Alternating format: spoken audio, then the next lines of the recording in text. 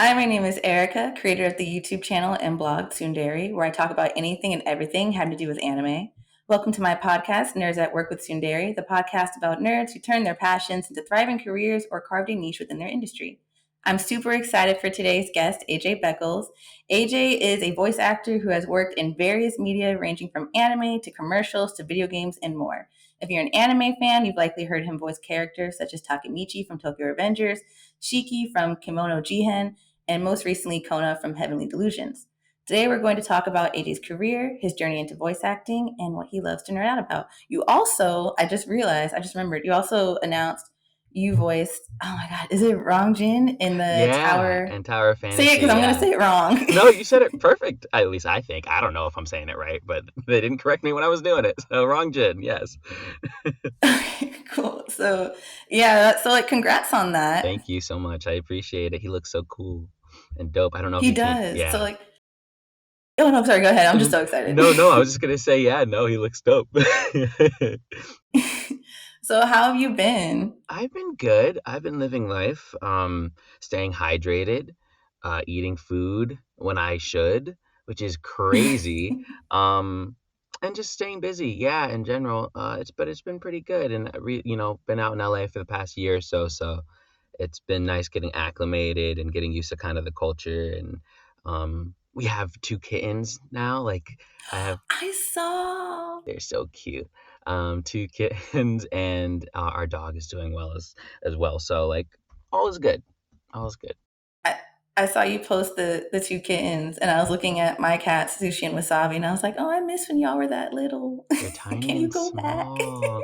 And so like, it's crazy to me like watching them go from furball like rat to to like big in a couple days. Like every couple of days we don't see them because we've been traveling the past couple weekends, so we've had our neighbor watch them for us, and each time we come back they can like do something new and climb something bigger. So it's really cool. It's like crazy because cats get big so fast. Like I look at Sushi and Wasabi, they were like this big when I got them, and Mm, then I don't know, they grew like a tree. I was like, but now they're kind of done growing, mm-hmm, and I look at them compared to other cats their age, and mm-hmm. they're actually kind of small. Really? Yeah, I took them to the vet because I was like, well, to get their shots updated, and You're also like, I there's was something like, wrong. yeah, I asked him. I was like, so while we're here, am I not feeding them enough? Because all the other cats their age are like chunky, and Uh-huh. he's like, your cats are actually the perfect weight. The problem is most house cats Are are not. overfed. Yeah. So your cats look very small in comparison. And I was like, Yeah. okay, Yeah. okay. Our other cat Star is currently like at with Daenerys's parents, and every single time she goes over there, I'm like, because what her dad will do is he'll want to like form a deep connection with the animals. So whenever they're hungry, he'll give them snacks. So whenever we pick Oh up my god. Star, she's like 3 pounds heavier. I'm like, oh my gosh, we just got her down in weight. My mom used to feed her cat Lawrence. Like he recently passed, but he was like Mhm. 16. He lived a very long life. Heck yeah. She used to feed him like rice and beans though. Oh no.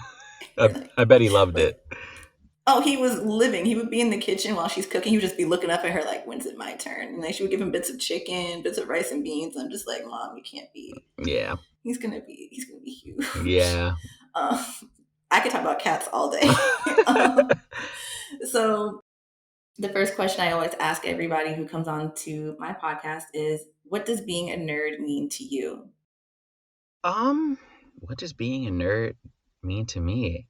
Uh, I I don't know. I feel like being a nerd is just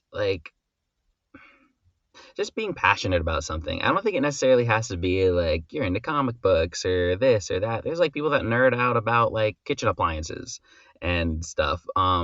For me, being a nerd is just being confident in myself and confident in the things that like growing up gave me joy, and that happens to be anime and video games and cartoons and stuff like that. Final Fantasy 16 just came out, hyped to play that. But like that's what it means to me. Just like a full confidence in what you love. I love that. And what you kind of answered the question, but like what are some things that you love to nerd out about? Yeah, anime. I started out watching Naruto before I knew it was, an anime. I thought it was a cartoon.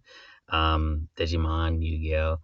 Video games. I don't know if I would be here without video games. I think I was like 4 years old, maybe five, and my mom's work friend was staying in the area, so we ended up staying like at our house for a couple days, I think, and he ended up bringing like his Xbox, his like original Xbox. Because he was like, "Oh, I'm not using it, so here, your son can have it." And because of that, I kind of went down this rabbit hole of, "Oh my gosh, I need everything. I need a Game Boy. I need every game under the sun," and I think that kind of shaped that, and anime and cartoons really shaped who I am today. So yeah. That's kind of me with anime. Like I didn't know what. So like my first anime that I watched was Sailor Moon, Mm, and I had no idea that it was even called anime. I just picked up like this looks different than right. like I don't know Courage the Cowardly Dog and like Ed, Ed and Eddie, but I Yeah, can't put my finger on it. but And then I it's started different. watching like Pokemon and then Yu Gi Oh, and Mm-hmm. then my mom would just like we went through all the Sailor Moon media. Mm-hmm. So my mom, she would come home from like Blockbuster, Yeah, yeah. and she's like she has all the Sailor Moon stuff. I'll just get her something that looks like Sailor Moon, and so she would just bring me a bunch more like anime things that were not Sailor Moon at all. And I was like, okay, this is fine. Sure, it's the She brought home, same. she's like there's like this VHS called like Spirited Away. It looks like Sailor Moon here, and I was like, this is not Sailor Moon, But and okay, then it became like your my favorite favorite thing thing. ever. Isn't it funny how that works? Just Yeah, the and one now I'm mess up, like 28. Yeah, now I'm like 28 is my life. you know? You know? Oh my gosh. So, when did you realize that you wanted to be a voice actor? Was there like a defining moment, or was it something that kind of happened gradually? No, I wanted to be a basketball player when I was like in like seventh grade. I don't know what it was. I think one time I just had an open gym, and I had played basketball a little bit when I was a kid, but I was like never like whatever. And I think there was just an open gym in seventh grade, and I was like, wait, this is fun. I want to be the best at it. So I practiced and practiced and practiced, but I stopped growing. Actually, it was weird because I was growing faster than all of my peers. To the point where like my doctor's like, yeah, you're gonna be 6'2", you're gonna be 6'3". Oh my gosh, you're so, and then one day I just stopped growing and everybody else kept going. And I was like, well, I'm Oh never going to be man. in the NBA at 5'7". I mean, maybe, but the chances of that are minuscule. So I was like, well, time to shift gears. So around that time is when I had gone to a like eighth grade is when I had gone to a Scholastic book fair, in middle school. And I found this like how to draw manga book. And I Oh, was I like, remember those. yeah, and I was like, "Oh, wow, this looks kind of not like Naruto, but like a lot worse." But like, this a, so, and that's how I kind of discovered what anime was. And then I was like, "Oh, this is the coolest thing ever." Watch Sword Art and like a bunch of other stuff as it was coming out, and Attack on Titan. Jeez, I remember that first season coming out, kind of changing the game. I had been watching anime a little bit before that, but I was like, "Oh, wow, everybody's seen this." But my thing was like I wanted to draw it. I was like, I want to be a character designer for like video Oh, games, cool. or be a mangaka. But I was like, I'm black, probably not gonna happen. So I was like, I'm gonna be a character designer. And yes, you can be a black artist in Japan. It's hard, it's difficult, but like I know people that do, so you can. Which is Uh, like at the time, none of us really knew that that was like an option. exactly, exactly. So I focused on that, and then I want to say I gave up on that. Like I still like drawing art, but like doing it professionally, because I thought about it, and I was like, man, I don't know if I would want to have a job where I'm forced to create art like for work, where they're like, we need 20 different designs by tomorrow, make it snappy. I don't know if I could do that. And I also didn't want to put in the effort to like learn anatomy and all the stuff that was kind of necessary to be an artist, a character artist, especially. So, um, I was like, well, there's probably a trillion people more passionate about this than me. So, well, I'll do something else, but I didn't know what. And it was around my junior year of high school where my cousin actually came up to me and was like, well, I was at his house, and he was like, would you ever want to do voiceover? And I was like, I don't know what that is. And I think on any other day, maybe any other point previously in my life, I probably would have been like, I'm good. I don't want to play video games. Um, but it was like junior year, pre SATs, almost SATs. I'm getting talked to about college and whatnot by my parents or my mom. Um, and I don't know what I want to do. So I was like, sure, because he was like, oh, it's easy and you'll make a lot of money. Not true, but that's what he said. And I was like, well, if I could do that instead of working a 9 to 5, because I knew I really didn't want to do that if I didn't have to. Sure. I was kind of like creative brain centric. So I was like, sure, yeah, yeah, yeah. And he took me to this guy he knew who owned a like a studio, and he like had scripts, and I went into the booth and I recorded some stuff, and I was like, wow, this is so much fun. And I'm the type of person where if I'm good at something, kind of like with basketball, like I want to be the best at it, or I want to learn more about it and just get better. Um, so that's what I did. I just like went on YouTube and I looked up stuff and I copied and stuff. I didn't have an acting background. Like I didn't do theater as a kid, even for fun. I just didn't. I wasn't interested, and I didn't really have the time. There was like stuff going on with my family. My grandmother had health issues that I helped out with. Like, there's no way I could go to rehearsals or stuff like that. So it wasn't ever a part of my life. But whenever I got in trouble, which was a lot when I was a kid, I was forced to read. And cold reading, which is pretty much sight reading, like being able to take up a piece of paper and read it as if like you've and make it sound like you've read it before. Um, that's very important in voiceover because oftentimes we don't have a lot of time with the script. Like you'll see actors be like, "Yes, I looked at the script and then I annotated it and then I highlighted the important bits and then I went to the end of the script and I really found my like." You don't have time to do that. So that's a very important skill. So I was forced to read all the time when I was young because when I would get in trouble, she would be like, "No, no TV, no video games, just read." So I hate reading, honestly, which is weird. A lot of people are like, "What? You hate reading? Your voice acting?" I hate reading, but I'm really good at it. I was like in second grade reading at like a sixth grade reading level and stuff like that, and I was always better than my peers at reading. Like it became associated with like punishment. Yeah, so I'm like, oh my gosh. Um, so yeah, so that lended itself well. And then I was also like super eccentric, I guess, as a kid. Less so now, but I was like a class clown and I was like always super big and extra, I guess. So when it came to time to do that in a booth, like where I had to do animation copy or anything like that, I wasn't afraid to yell or scream or be really silly or be really over the top. Um, so I guess a lot. I wasn't great. I'm not gonna sit here and be like, yes, I was Leonardo DiCaprio at age 17, my first time trying, But but like you had like a connection to it immediately, if that makes sense. enough, exactly, enough to, like, where I wanted to keep doing it. Because sometimes, like, kids will, like, draw some art and it's, like, pretty bad art, but they'll show their parents and their parents will be like, "Oh my gosh, it's so great." And that's just to make sure, like, you keep drawing. And sometimes that's enough. For me, luckily enough, it was just noticing that I was good enough. And then when I did eventually get, like, a Blue Yeti microphone and, Audacity, and started auditioning on Casting Call Club and stuff like that online, I started getting cast, even though I had no experience. So it was kind of that validation I needed to know, like, oh no, I can be good at this.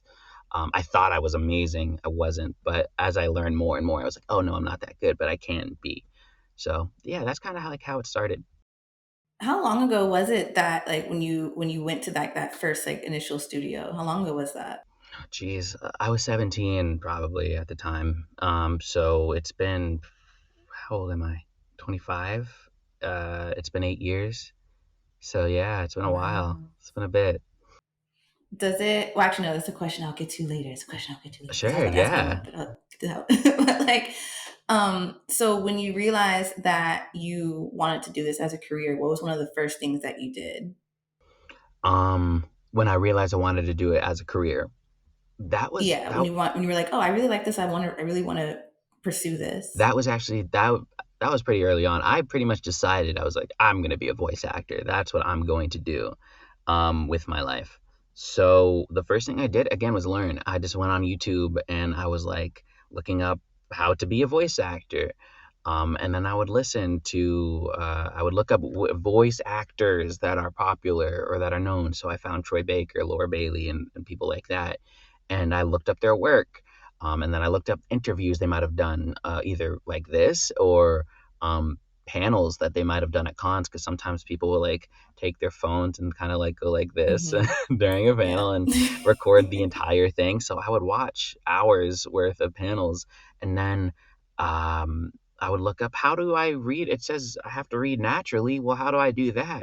Well, you have to, a proper emphasis and intonation. And I would be like, okay, well, what's emphasis and intonation, and how do I apply? And I just kind of, if you know, if you just start and you pick up on little details and you look up those details will have their own little detail, and you just kind of go down a rabbit hole, and eventually you kind of learn a lot without having to add, like, a lot of people ask like, oh, what do I do, or where do I start? And it's really just a Google search, because that Google search will lend itself to about 40 more. And I tell people, always like learn as much as you can, because I didn't have money. My parents, like I'm not going to be like, oh, I was, I wasn't low income. I was, but the money was going in different, so many different spots. There wasn't enough for me, so I couldn't ask my mom for I completely like, relate. like I couldn't be like, hey, can I have this $300 class? Like, I was comfortable, I had a roof, but I didn't have that sort of money, so I had to learn as much as I could by myself. Um, and I also didn't have a job um, at 17. So I had to learn as much as I could by myself. And I always tell people, like, you don't have to take a class immediately. You don't have to buy the book. Like, go on Google. There's so much free resources online. I promise you, if you just look for longer than 5 seconds, you'll find it. And then come back to me with like a more meaningful question, in the sense of like, oh, how do you analyze a script? You specifically, AJ, or how do I, you know, what are some do's and don'ts about auditioning, and how much time should I be really spending on this audition, and how do you, specific questions that you can't find online. And that's what I did. Yeah. No, that makes sense. It's funny because what you said reminds me of I went to a concert last week, and it was Young the Giant, Mm, and the singer, we had like a Q&A with the singer. Really cool. heck yeah, And that's dope. he it was so much fun. And someone had asked him, I understand you've done a vocal training and stuff, so what advice do you have for that? And then he talked about how he's like, yeah, like vocal training can be really expensive. And the guy that he found was charging, like, I think it was like 100 some, like over like hundreds of dollars, I think, per lesson. And he was like, I'm not going to be able to do this Yeah, regularly. So he took the one lesson, recorded it, and then he just revisited that recording that's like Yes, regularly. that's what you have to do. Honestly, stuff like that. Like, do whatever you, they say, oh, like with voiceover, they're like, oh, don't do fan stuff, because that's bad. And it's like, how else are you gonna, like, I'm from Massachusetts, and pre-pandemic, you could only work in voiceover if you were either doing commercials, which is not my goal, or you lived in LA or New York or Chicago, certain places.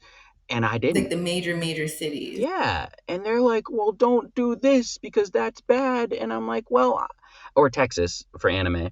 And I'm like, "Well, how am I supposed to learn how to dub if they don't know who I am? They're not sending me auditions. They're not casting me.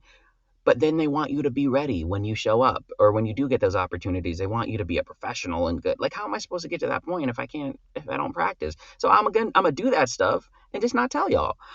I'm gonna do my own thing and figure it out, because the world isn't going to kind of like hold your hand. And like, I still take classes, and I think everybody that wants to do anything creative should continue to take classes, or at the very least find a mentor and learn from them.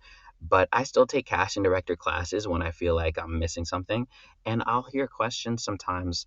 And of course, like, it's not to shame anybody, it's more so like you can tell when somebody is a little bit newer, because the question they ask, like, they have this person that's done so much and has so much value, and the question is like, oh, well, how when do I slate? And it's like, you can Google that, and slating means like being like AJ Beckles reading for Timmy. And it's like, do you slate? Do you not slate? And it's like, that's so, one, subjective, because every casting director is going to tell you one thing, and the other, it doesn't even matter. And two, like, that's something you can Google. So I always urge people, like, learn as much as you can by yourself before you spend $400 to pay for someone else's rent, to for an hour of information that you probably could have found by yourself. it's about being like proactive. Yeah. That was something when I was in college and I was learning how to be a journalist at the time.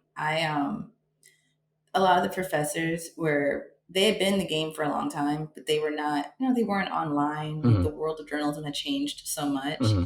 And I just kind of knew I was like, this professor is reading from a newspaper telling me Yeah. how to write. Out of the loop. And Yeah. yeah, this is not it. So I would go and like look up online, like, okay, what's SEO, like search engine Yeah. optimization? How do I How do write you? this? How do I Yeah. approach that? What's social? We call it like social scrubbing, where you go online and you like, you go through social media to figure out what people are talking about and all that stuff. So like I Yeah. had to do that, and then when I went and I got my first journalism job, I knew how a lot of this stuff had already worked. But the people that kind of only relied on classes or maybe didn't really, college, sometimes Right. students be slacking a little bit in college. Right. So maybe the ones that weren't paying attention much in class, or they weren't like, they were only relying on the professors, and they went and they had their first job, they were like, what is all of this? Yeah. It's about being proactive if you know you really want to do something.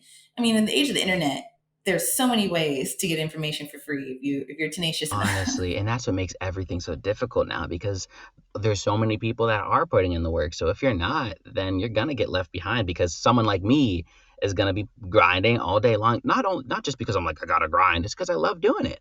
So like if you're not gonna at least do a Google search or like how do I get an agent? Like look for that. Look for those things. A lot of this stuff too is like critical thinking. Like you need to get the information that you get and then figure out how to apply it in your own way.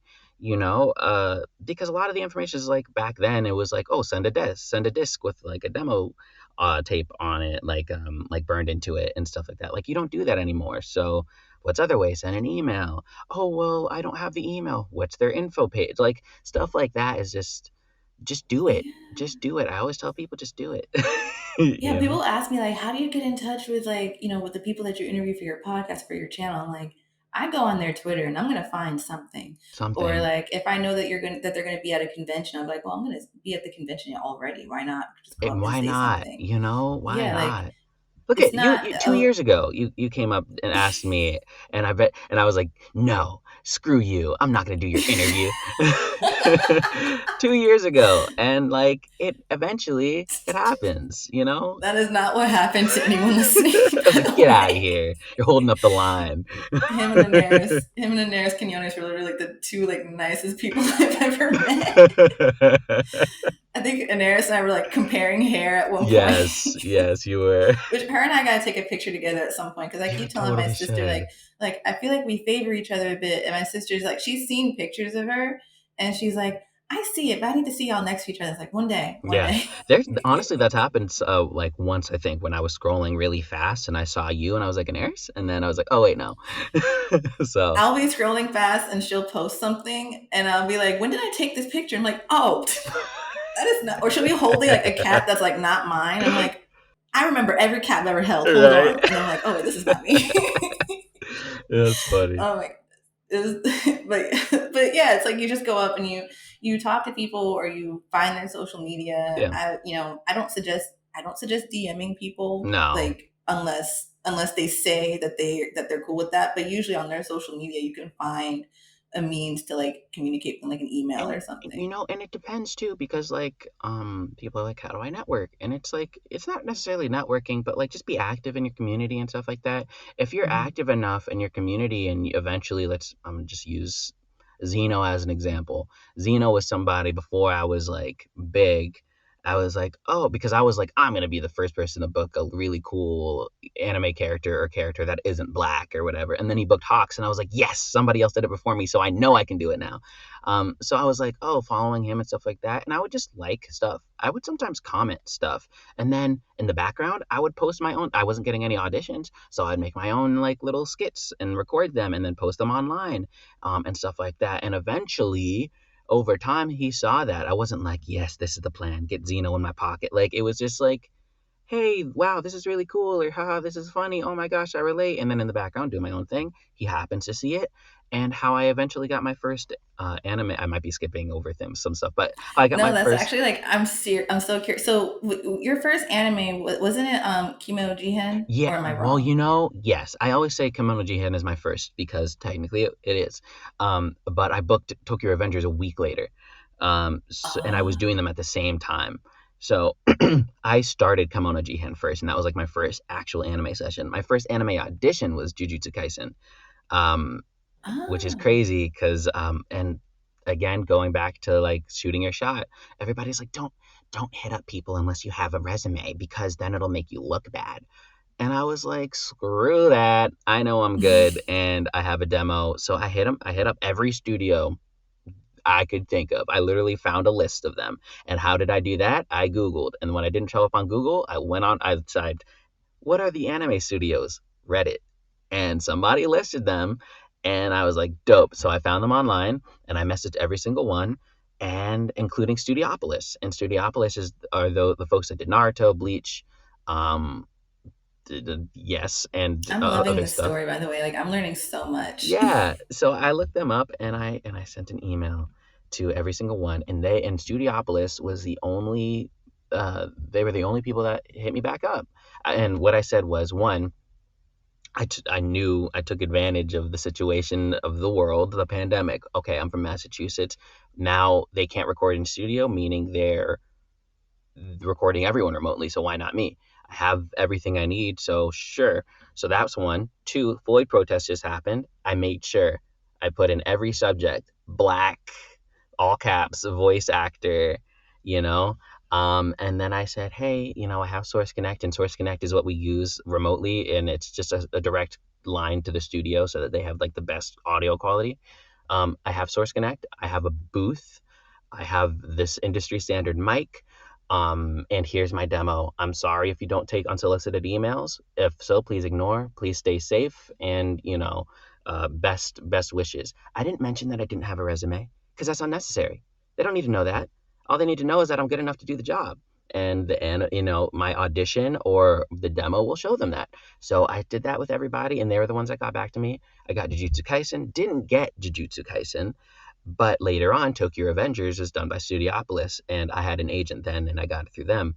But they knew, at least they had seen at least an audition from me before, and then I got that. But yeah, no, Kemono Jihen and Tokyo Revengers, and Kemono was done by Coaches Sound in Texas, and that was just, I think, an open call. I don't even think I think they just like openly were like, hey, we're looking for this He type. also played my favorite character on that show too. Shiki, Shiki's dope. I loved him. Shiki's so dope.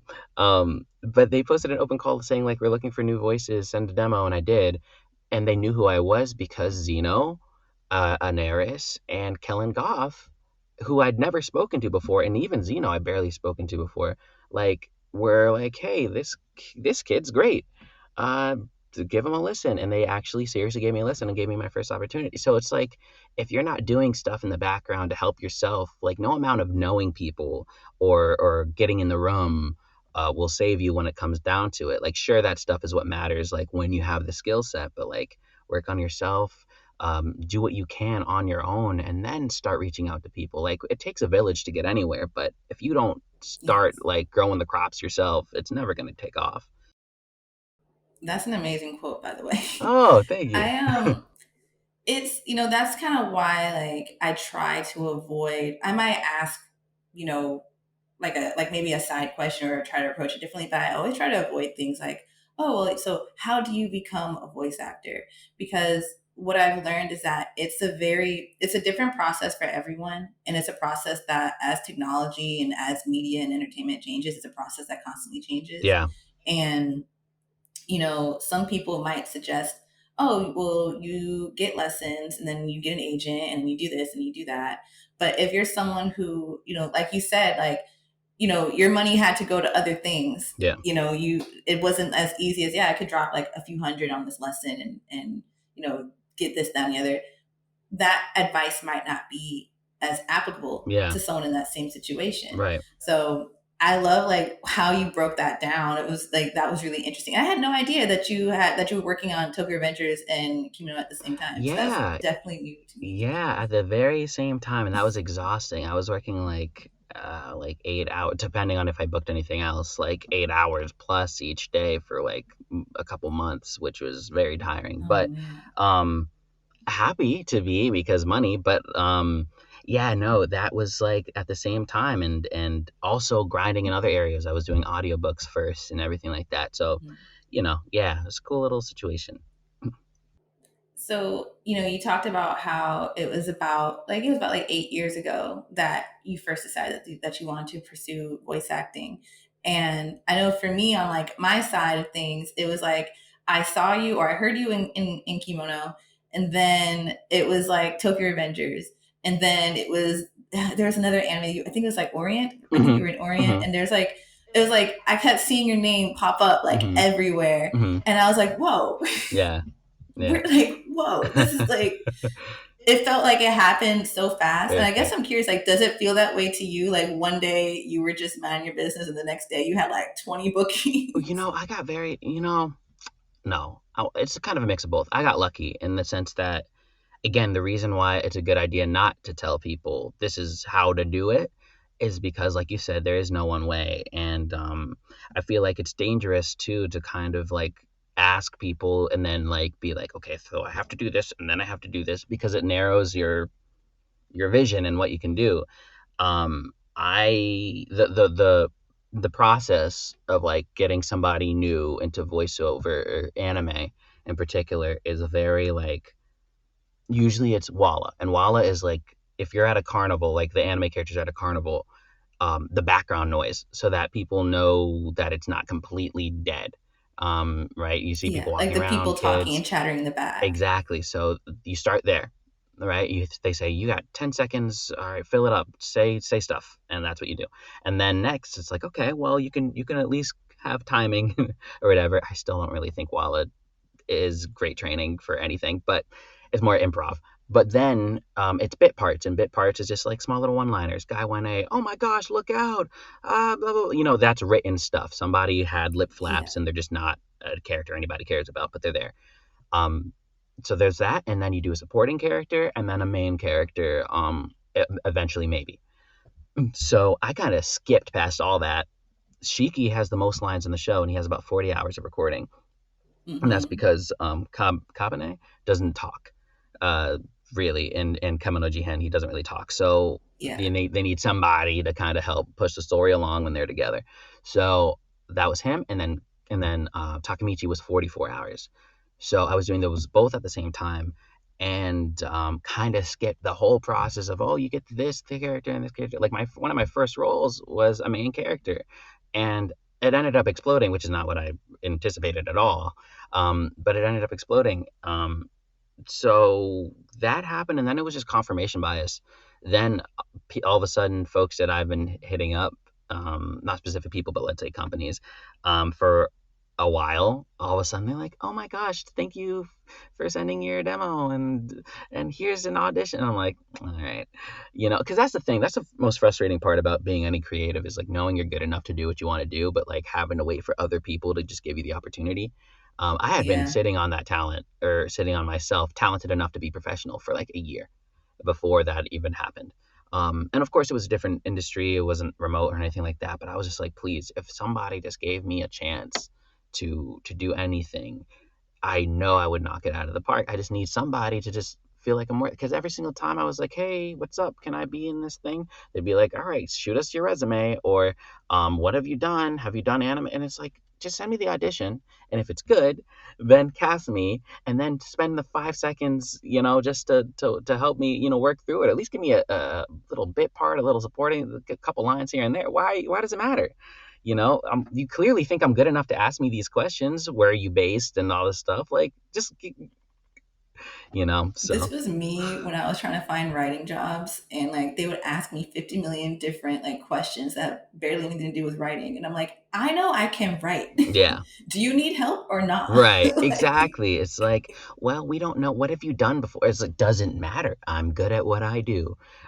Even if I haven't done anything you've heard of, It's all confirmation bias. Like I always tell people, they're like, "How do I get an agent?" And it's like, well, you know, I did again cold. I cold emailed. I took a class and everything, and that's how I got my agent. But um, I just said, "Hey, here's my stuff. Black Source Connect. Blah blah blah blah. Here's my demos." And that was enough for them. Some people, it helps to have like Troy Baker saying, "Hey," because he's like makes them a lot of money. So if somebody that makes your agency a lot of money says, "Hey, my buddy over here can also make you a lot of money," they're probably likely to listen to Troy Baker. If you have a great resume, oh well, he's already working. Well, I guess we might as well bring him on because maybe he'll make us money. They just need something, is the thing. But like, yeah, they just needed the confirmation bias, like after those first two things, where they're like, "Who's this AJ guy?" Then they're like, "Let's send him an audition." It's like, okay, but I'm grateful. I'm very grateful. It's like y'all could have been had me. Yeah, honestly, but yeah, it was really fast after that for sure in terms of like getting opportunities, and then it kind of slowed down later into the pandemic, just booking and everything like that. But like people knowing who I am kind of happened pretty quick, especially because I came from the indie space, which is kind of like um, I won't be like I'm not gonna say like indie actors are any less good than professional actors. It's more so like th- that barrier of entry is there. So you can be really talented and still be indie, and still have a large follower count, but just not be considered professional because you're not in My Hero or in a Cartoon Network show or whatever. I came from that space, which like is, and I kind of made that jump pretty quick, and I don't think that's that normal. I think it's really tough for the most part. So yeah, I don't know it's if I it's answered your just question. it's just interesting because it all just kind of confirms what we were saying earlier, is that everyone's journey is very different. I think like what it comes down to is like you said, just being very proactive and not really waiting for like, okay, well, what's this person going to tell me, or well, I don't know how to get in touch with that. It's like you just gotta go. You Yeah, just gotta yeah, find out everything you can find out. um yeah. So that kind of brings me, like you mentioned training a bit. So I was on your I cannot read or talk. I was on I was on your website, and it's talked and I thought this was really interesting. Your website mentions the different training you've kind of undergone for different types of media. So you trained with this person for animation and video games, you trained with that person for anime, and you trained with this other person for a commercial. And I'm like curious, what is the difference in training for those different things? Like, how's training for commercials different than training for anime or video games? You know, um, you can always tell where somebody mainly works, especially as you start to do things a little bit more and like start to do like I do audiobooks and commercials sometimes, and anime and video games. And so I do a little bit of everything, luckily enough, except outside of like educational like stuff for kids. And like when you would go to a job and they would have like the training module and the person talking during that, like I don't do that. But I do a bit of the other stuff, so I can always tell. I had a friend who was like, "Hey AJ, what do you think about this audition?" And I listened and I was like, "Do you do audiobooks a lot?" And he was like, "Yeah." And I was like, "Yeah, I can tell." So there's a style change, and it's kind of hard to put into words, but animation or anime, let's say. Give me a line. It doesn't have to be anything crazy, but anything to say I if don't you know. can think of anything. I have an idea. I just thought about the line from the Attack on Titan abridged. What's attack? What is that? Albert tell you what I I told him. I tell you what I told him. I do remember that. Hilarious, and I wish they made more. That's Um, not helpful. I love that's not the first thing that you think of. Okay, let's say the line is, what are you doing later? Right? So I say, Erica, what are you doing later? Right? That's the normal one, right? If it's anime, I say, what are you doing later? You right? Oh, So yes. it's slight, but we all know it's like, my name's Aaron Yeager and I'm gonna be the greatest Titan killer in the world. No one talks like that. But in anime, it works. But there's this tendency, I think, sometimes if you work a lot in anime, to get a cinematic, grounded Last of Us, audition, and you're like, Ellie, don't worry, I'll save you. And that's not what they want. They want, Ellie, don't worry, I'll save you. Right? So That's knowing wild. knowing the difference, I think, is the most important thing, and knowing how to apply that difference. There's also um like you have more time to breathe and more cinematic, grounded. We call like video games that are like AAA, Last of Us, animation like Arcane to be grounded, more cinematic, and reality, grounded in reality. So like how you and I would speak. That stuff you have more time to breathe, and you can take your time, and you can feel those emotional beats more. Versus animation, you're kind of just like talking like this, and I got to go over here and because you have 15 minutes to do a single episode, or 11 to 15 minutes, whatever, to do a single episode. So stuff has to be quick and it has to be funny. So if you're like taking your time with the lines and stuff like that, it's not going to be funny. And you have to keep up with like the mouth flaps too, which like I always notice like move really Well, fast. not with animation. With animation, Western animation is done with our voices first, and then they animate to our voices. Dubbing, it's the opposite. So in that case, we have to keep in mind the lip flaps for sure.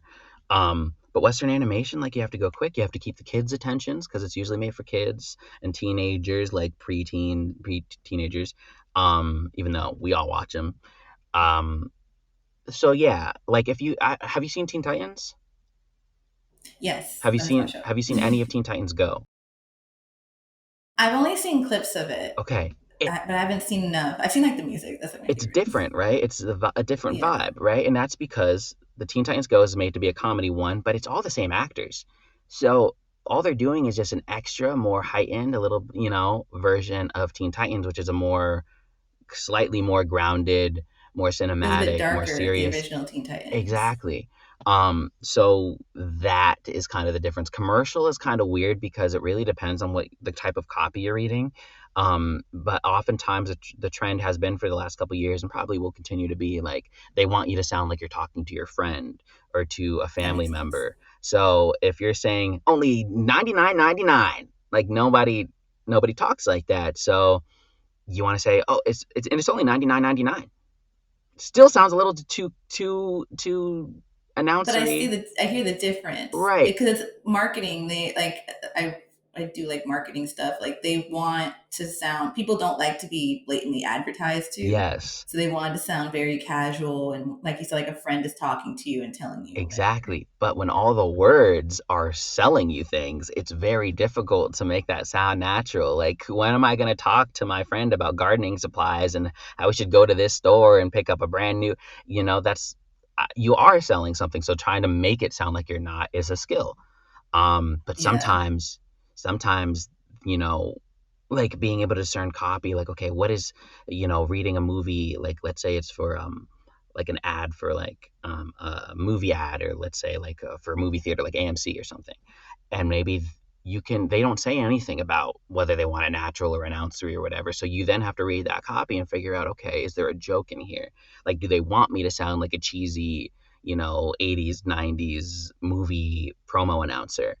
They're not going to tell you that. So being able to, so the classes are to teach you to how to figure that out, pretty much. And that's pretty much with everything. Character's a little different because you look at the copy the same way. It's just like the technique and how you apply the the differences in style, um and how do you approach and make it lively and dynamic and stuff like that. But pretty much, like, if you take a character class for a video game, it can apply to animation.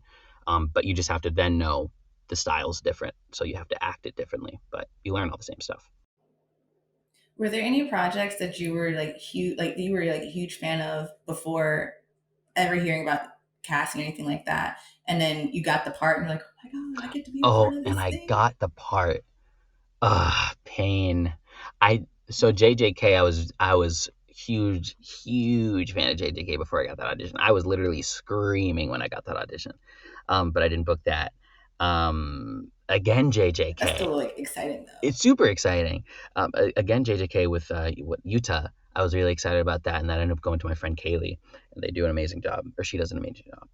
Um, but I can't really think of anything where I've actually been like, yes, I want to be in this so bad, and auditioned and booked it.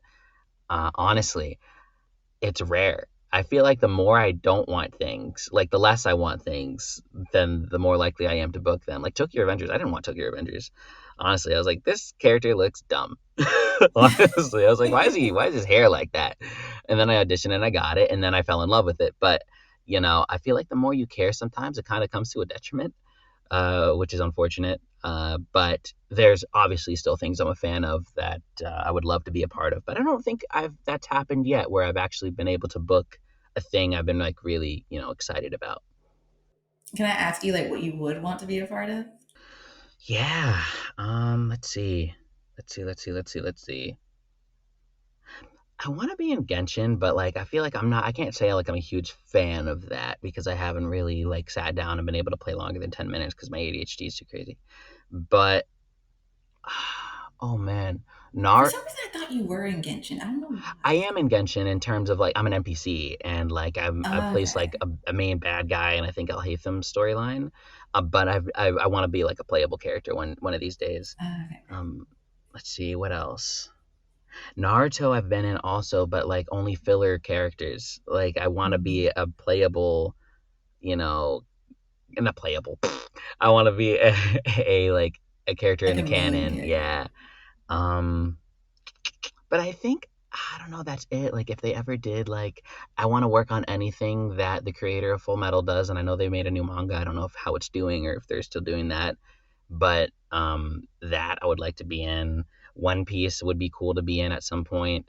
If given the You have plenty of opportunity. time. That show is not Not ending for another 20 anytime years. soon. I am good. It will Um outlive all of us. honestly, honestly, now Final Fantasy, because I'm new to the Final Fantasy world, but I would like to be in Final Fantasy as like a cool character. Um, Mhm. but yeah, I don't know. I feel like every season or every couple seasons, there's always one show where I'm like, I have to be in this. I like would love to be in Solo Leveling.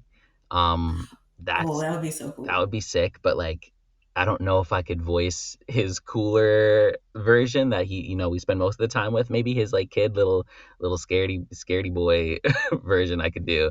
Um so that and Kaiju number 8 is coming up and that would be cool. Oh, what's that? It's I at could see you voicing the main character in Kaiju. I could see you voicing like his friend, the one that oh has like he has like these very big reactions because his friend is always yeah, doing something. yeah. That's exactly who I was thinking too. And there's a lot of cool looking Yeah. characters in that too. Like I obviously want to voice. Oh, what is his name? He's a dude that's like kind of like Levi, but he's not. He's one of the captains. I don't know if you've read it, but he's cool. And I'm on volume two. I oh, finally started reading it keep and I'm reading, really enjoying it so keep far. reading. It's good. Um, and then there's that one. There's that Undead Unluck. I want to be in that, but like, there's nothing. I'm sure there is, but like nothing I can think of off the top of my head where I'm like, this. Such a huge fan. I need to be in this again. I think that was like Naruto and stuff like that. There's people I want to work with in the booth. Like I want to work with Troy Baker and I want to work with Laura Bailey. Um, but Oh, that'd be so cool. yeah, and I got I don't want to say I got lucky enough, but I was in Baki. I was able to play opposite of Troy in like a couple episodes. That was really cool and surreal for me because he's when I was trying to learn how to act, I was just copying him for a lot of it. So it That was is cool. so Yeah. cool. So I'm gonna because I know like you have somewhere to be, so I'm gonna try I to have get like another through. half an hour. So if we can fit Okay. in however much can be fit into a half an hour. Okay, so something that I want to ask is let me think. I have too much dip on my chip on these questions.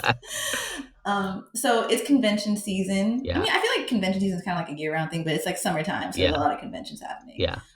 What is something that you love most about going to conventions as a voice actor? The vibe. Unfortunately, like because when we go there, we're often working. Like we have to sit there Mm-hmm. and sign autographs. We have guarantees we have to make in terms of like they're like the gun's like, oh, we guarantee you'll make this much money. So if we make that much money, they don't have to pay us. But if we make below that much money, they have to pay us the difference because they promised Mm-hmm. us we would make this much money. So for us, it's good to meet that or better yet, exceed it because um, then they don't have to pay us. And that's the whole reason why they invited us in the first place, because they don't want to pay us. And then there's also appearance fees where they're like, oh, well, we're paying you this much money to show up. And usually at appearance fees, like you sign autographs, like you sign like the first autograph for free and stuff like that. Um, but why did I say that? Yeah, so like we're often working, and so I guess the reason why I brought it up is to say that if we're not at our table or something, if you're not like a super big voice actor yet because you don't have the credits and stuff, it can take longer to meet that guarantee. So you don't have time to like walk around and go to panels and stuff like that because you want to not upset the people that are contracting you to be there. Um, but in terms of like the what I enjoy, like it's just the vibe, like seeing so many like-minded people coming together, meeting people that are passionate about what I do. Like I feel like and it's a nice position to be in because online is an echo chamber and Yeah. scientifically, right, negative things in general, right, are 2.5 stronger than their positive equivalents. So if I was to go up to Mm-hmm. a girl and get, and be like, hey, you want to go on a date? And they're like, sure, that feels good. But if they reject you, it feels 2.5 times worse than if they had said yes.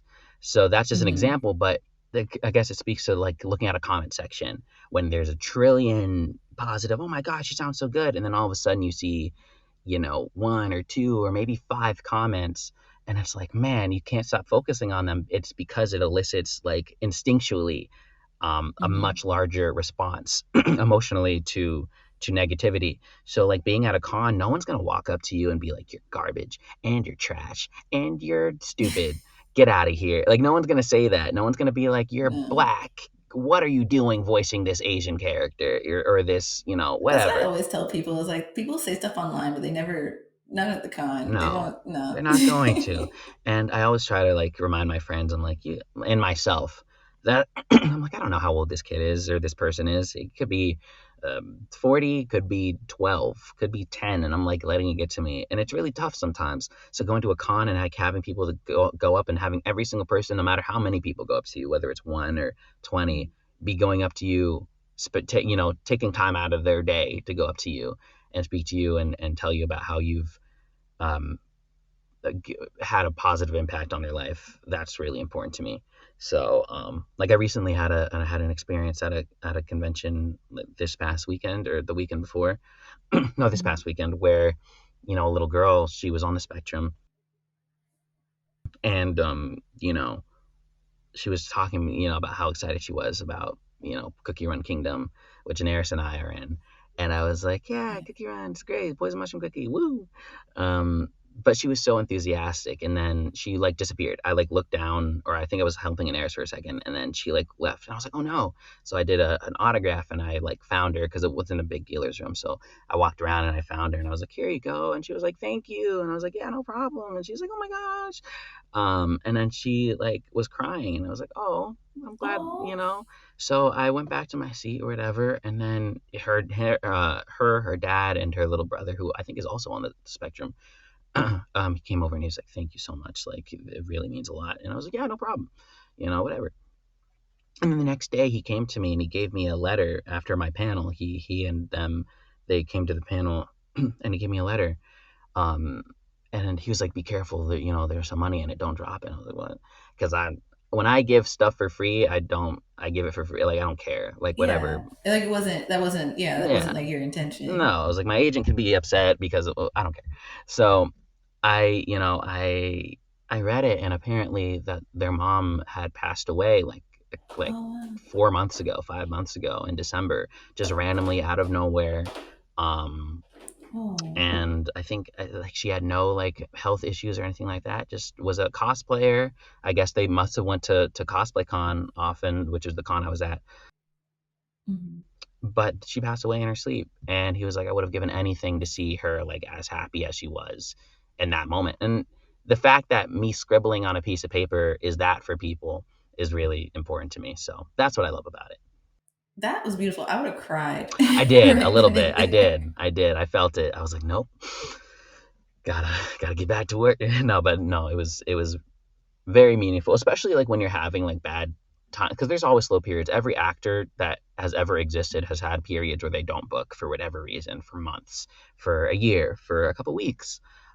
So going to cons and being like, oh wait, the work I did is still appreciated, even if I'm not working right now, is a good pick me up too.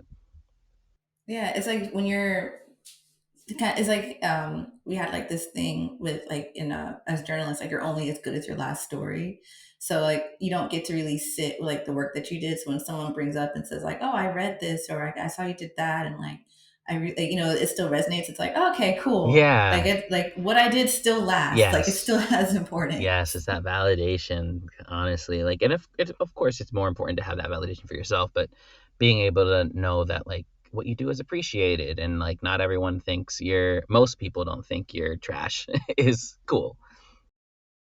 And also like I don't know if you've noticed, but when I'm on Twitter, I defend voice actors to the death. I don't care. Yes, thank you. Like I don't. I appreciate I you. get very like Yeah. I take it very personally. I think it's because like working in like TV production and stuff, people used to always tell us like, you there's a mistake on here, or we don't like how you did that. And I'm like, y'all don't understand the amount of work, Yeah, it's sleepless difficult. nights, blood, sweat, and tears that we went through to put together this hour newscast of stuff that just happened today. We did not plan for it.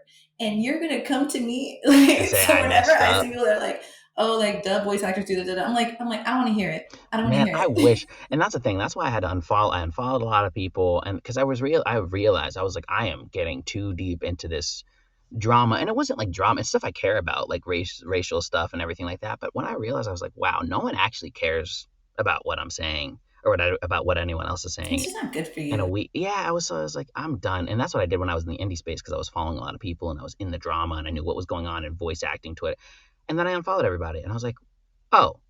It's Okay. so quiet. Yeah. And then I became a professional and then following a lot of people. And then same thing. It's like, it's just same thing, different space. So then I unfollowed a lot of people and now I'm like, I'm chilling because a lot of people, and then also like in terms of like people that aren't peers, a lot of people just don't know and they think they do.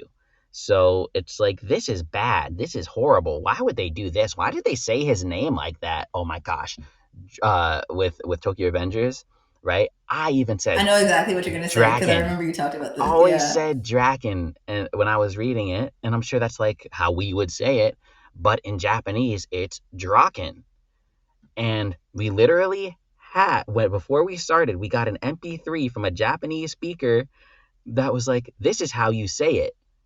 So that's how we're saying it. And we got people, you're wrong. That's not how you say it. Why are they pronouncing it like that? LOL. It's like, yes, I understand it's maybe sounds unnatural, but I promise we're not just winging it. Yeah. Whenever people like try like at least like in person around me will say, because I watch most of my anime dubbed because it's easier for me. It's um accessible. I Yeah, it's accessible, and I spend all day having to read for work that I'm like, listen, I just want to look. Yeah, yeah. um but so people will say like, oh, why this or why that, and I'm like, actually, Hmm. I follow this voice actor on Twitter, and he actually explained that one time. Because Ah, like I think it's easy to, and then usually when I explain it, they're like, "Oh, I did not know that. That makes a lot of sense." a Like true you, like ally, a real one. I just don't like when it's like one of my pet peeves. I think it's like working in media, especially people always have stuff to say, but I'm like, you don't understand. Yeah, it's We difficult. work so It's hard. difficult, and it's not to say like So every performance or every piece is perfect, but it's like, man, just don't watch.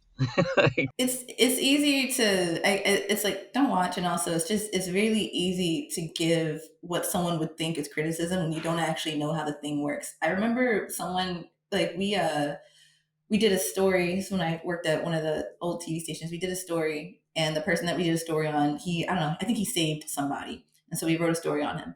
And then someone came out later and was like, you guys don't have fact checkers. This man, yeah, he saved this person, but way back in like 1975, he did some terrible thing. And he's like, you guys need to pay your fact checkers. And I was like, one, I wasn't even thought of in 1975. Right. Two, you think TV stations have paid fact checkers? Right. I am. We're journalists. We're all Fact fact checkers. checkers, There's no. yeah. We don't have a fact checker division. Hit up the fact checkers.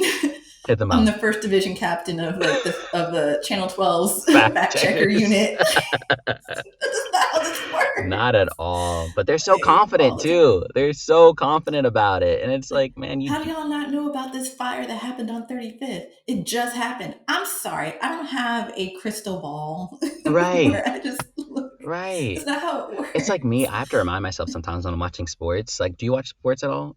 Or have you ever watched like football? No. Okay. I used to watch boxing a lot, but I'm way behind on You that. know, it's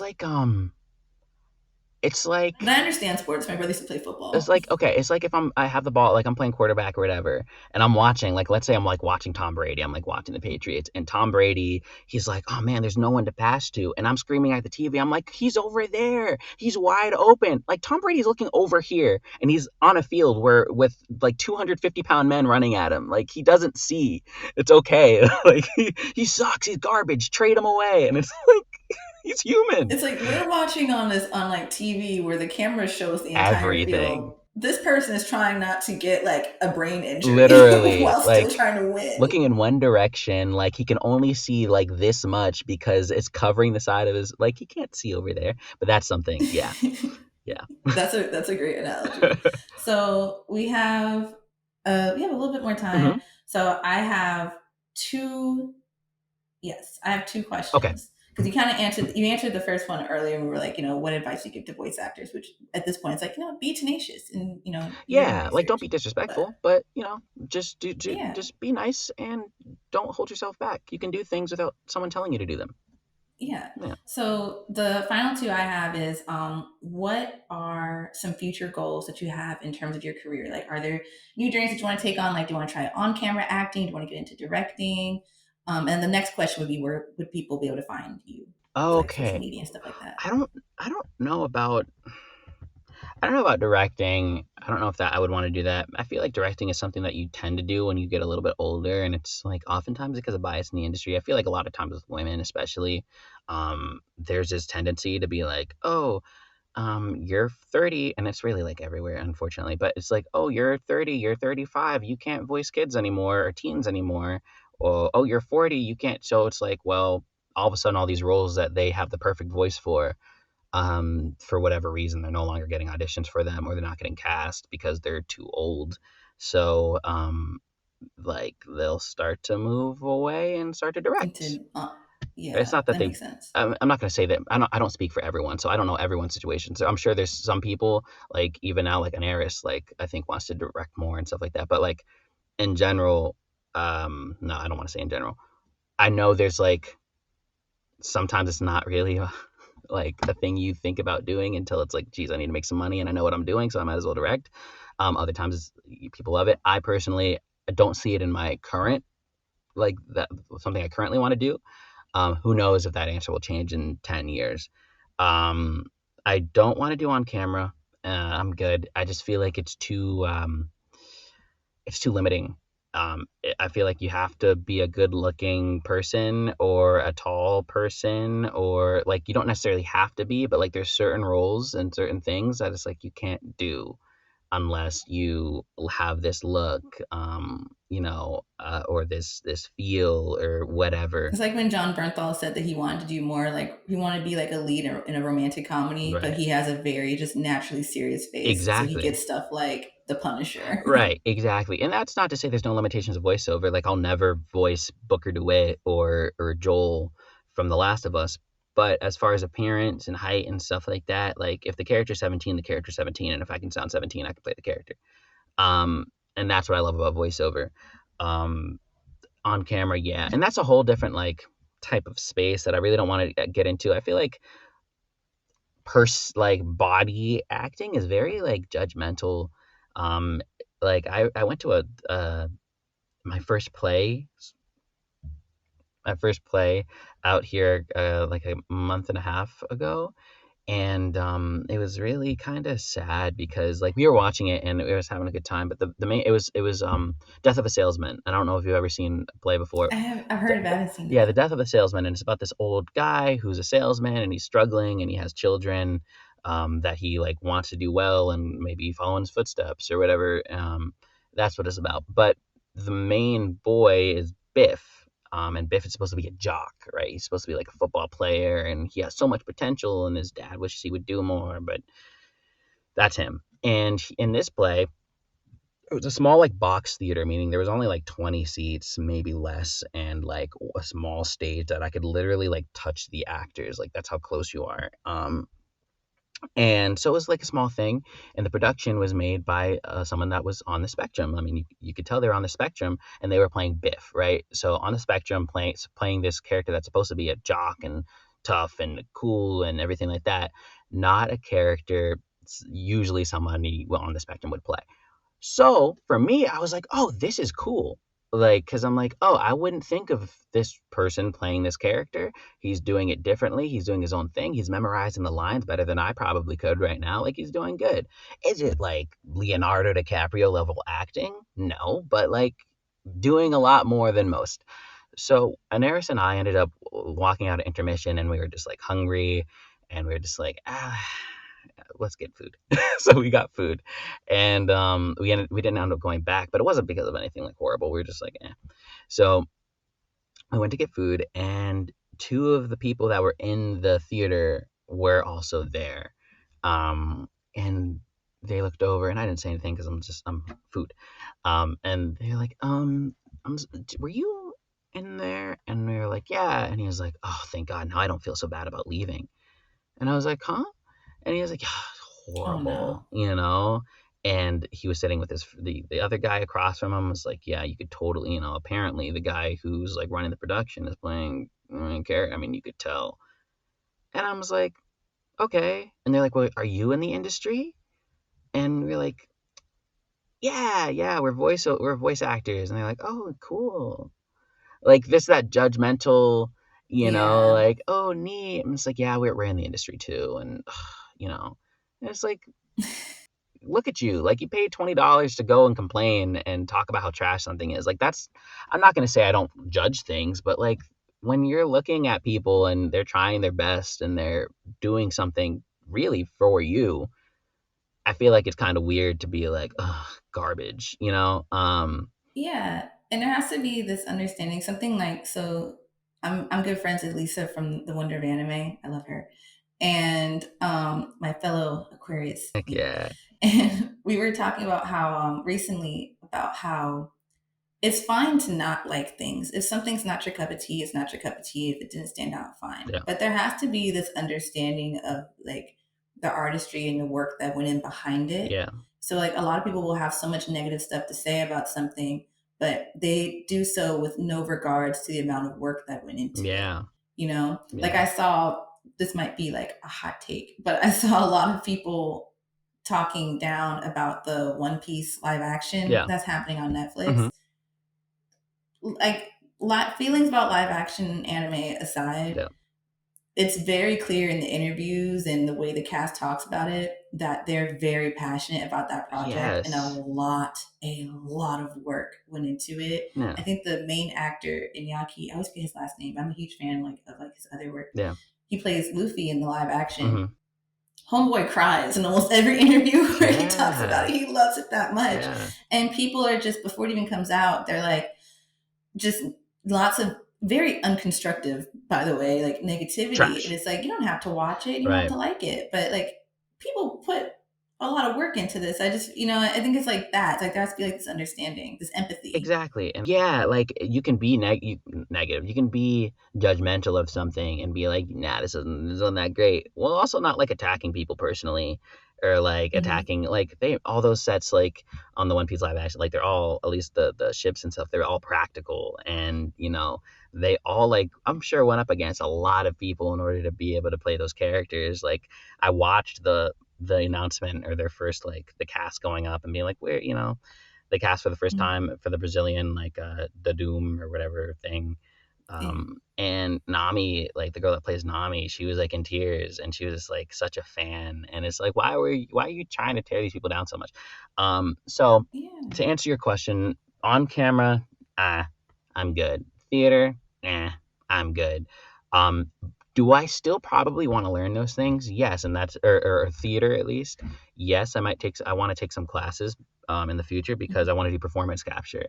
I would Oh, like cool. that's like my goal. The thing is that a lot of video games these days are either 40-year-old, 30 or 30s plus 40-year-old men as the main characters, or more so now, which is actually pretty cool, women, 20s up, whatever. And if you are the main character of a video game and you're a man, you have to be 6 feet tall or Mm. something like that, unless you are playing Miles Morales or something like that.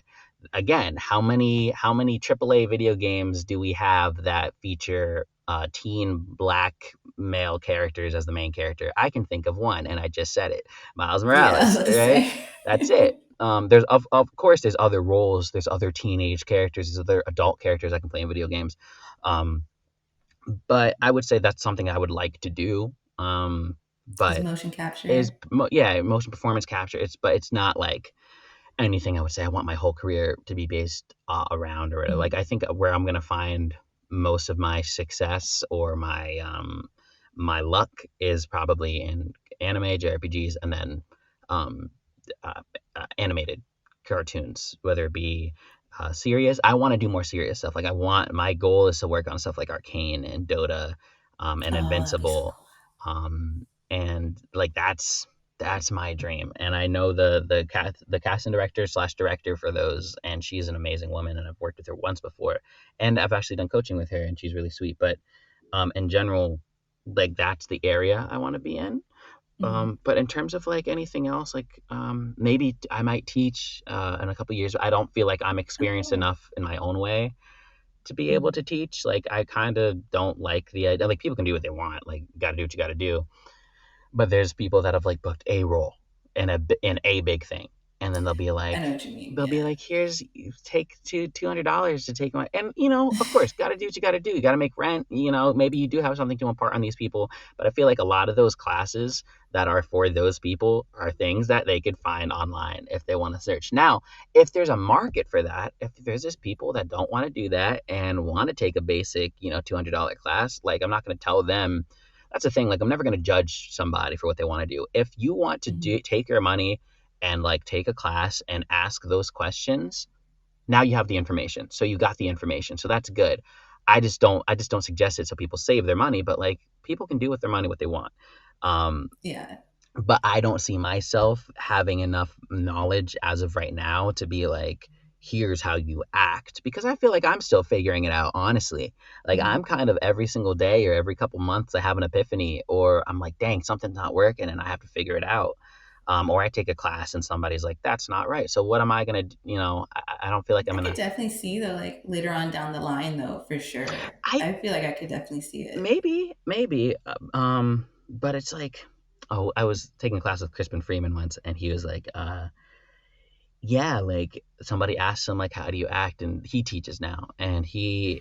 it's kind of like like asking a chef or like how to cook or like how long it takes to cook something, and they'll be like, oh, Mm. just when it's done. And it's like, what is that? When is it? Oh, you, because they just know, because they've been doing it so much. They're just like, yeah, like when I Yeah. tap it and it jiggles a little bit, that's how I know. Something stupid. You just know. You just know. Um, they're like, no thermometer, nothing. Like with steak. Have you ever been seen? They're like, yeah, just poke the steak a bit, and that's how you can tell. It's like, Yeah. what? It's Um, like when people ask me, like I'll post a recipe or like I'll tell someone like I made something like, oh, so like how much like of each seasoning? I was like, I just, until it tastes good, I, until I think it'll yeah, until taste it good. feels right. Right, and that's it. A tablespoon, a cup. That's a thing. I Also, don't that's measurements. the thing I hate about following recipes online, is because people will do that. They'll be like, a cup of sugar, and you'll do a cup of sugar and it's wrong. And you're like, why is it wrong? And it's like, oh, because they didn't actually, they assumed what they did was about a cup. and then they put a cup of sugar, and so it messes everything up. So I hate following online stuff sometimes. And Yeah, why? just do it until it feels right. Yes, and why actually what you should do is use a food scale instead. Like if someone's like asking you a recipe or what you do, use a food scale because different cup sizes, um, depending on where you're from, the UK, Europe, They here, mean different they make things. them they're different amounts. So a cup is a certain Ah. weight. So if you have a food scale and you put it in a bowl or whatever, you know the exact weight a cup is, and that's Oh, what you should also, do. I know you have to be somewhere and like, and I don't want No, to you're like, fine. because I just realized I was like, oh, it's like, well, it's like 12:27 my time. I was like, oh my gosh, she has to be somewhere. Yeah, in 3 minutes, but it's okay. Um, luckily it's remote, so I'll be good. But Okay. yeah. In terms of your other question, like where you can find me, I Mhm. am on twitter.com and instagram.org and tiktok.net. And it's all AJ Beckles VO, at AJ Beckles VO. And I don't post often on TikTok. I did for a second and then I stopped because it infuriated me.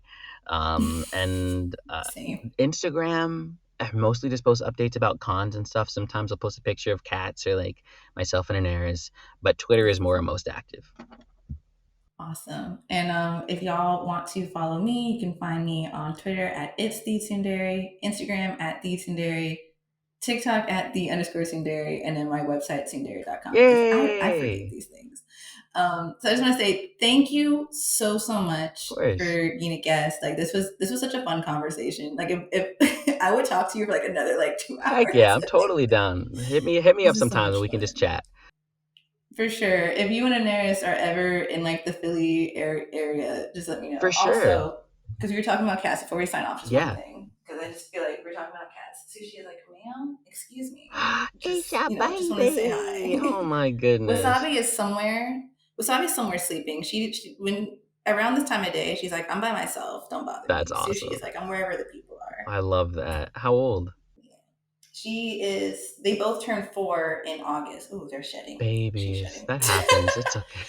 Yeah, they turned 4 in August. Their birthday, I gave them the birthday of Halle Berry's birthday Oh, that's because she was great. in Catwoman, Oh and yeah. I kind of yeah, and I calculated. It's like they both had to have been born because they're from the same litter. I was like Right. they both have to be born somewhere in August. Yeah. So Halle Berry, Halle August Berry, 14th. that's heck awesome. We So the yeah. two kittens we're watching right now, or we might be keeping foster family, but one of them is like I always I tell Anaris, I'm like, Wait, so wait, were you fostering them? we were fostering them. We're keeping there was a gray one and a Okay. brown one for those watching. We're keeping the gray one for sure. The brown one is a little bit more feisty and not like in an aggressive way, but like has energy and is climbing things and stuff. Mm-hmm. So we're like, I don't know, might be too much for our other animals, but we might be Mm-hmm. just keeping them both. But one of them, I'm always like, man, we can't have people over anymore because like especially if they have allergies because he'll go to your face and he'll look at you in the face, it'll just start rubbing against your face, and I'm like that would just kill I would somebody. cry. But it's the sweetest thing if you're not allergic. I always ask people like before they come over, like, "Are you allergic? Because it's a small apartment with 2 cats, you will die." Yeah, so there's certain friends we can't have over Yeah, anymore, but I feel it that. is worth it. So, well, I'm going to sign off. Thank y'all for tuning in. Thank you, Of AJ, for course. taking time out of your schedule. And I will see y'all next time. Thank you.